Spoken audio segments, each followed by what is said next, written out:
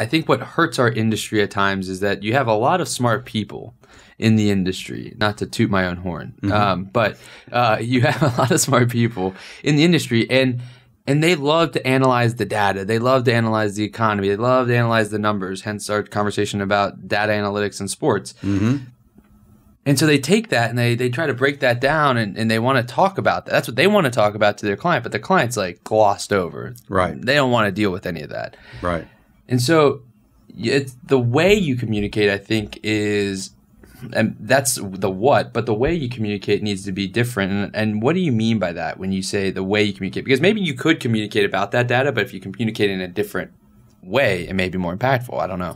Yeah, so I typically make this statement, and it's a categorical statement of your prospects and customers, and this is true in the financial services world. They don't care about what you do. They don't. And when you buy a product, you don't necessarily care about what the product does. You care about the outcome that product or service is going to create. So the mistake that is made in all industries, and certainly in the financial services industries, is that because you live in this world of numbers and complexity, you just feel like if I talk about that, that's going to win the day. If I just talk about the numbers and complexity.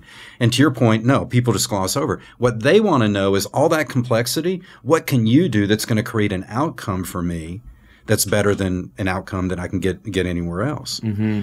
So when you talk about a product or service, you really shouldn't be talking about the product or service. You should be talking about what it does for or the outcomes that you're going to create. And one of the questions that is great to ask for any business professional, before you sit down and have a conversation with somebody, just ask this question. How is that person going to be better off as a result of doing business with you? And what that does is that you can articulate, because the answer to that question is going to be an outcome. They'll be able to do this better, or they'll be able to do something that they haven't been able to do. They're going to be able to create an outcome that's going to make an impact or have value in their life.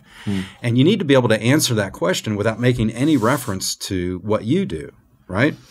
So how are they going to – and it's interesting because I go to networking events all the time. And instead of asking somebody, hey, what do you do?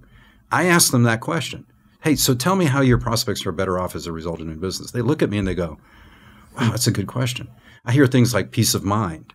I hear things like security. I hear things like I free up more time for them to spend on things that are more important to them.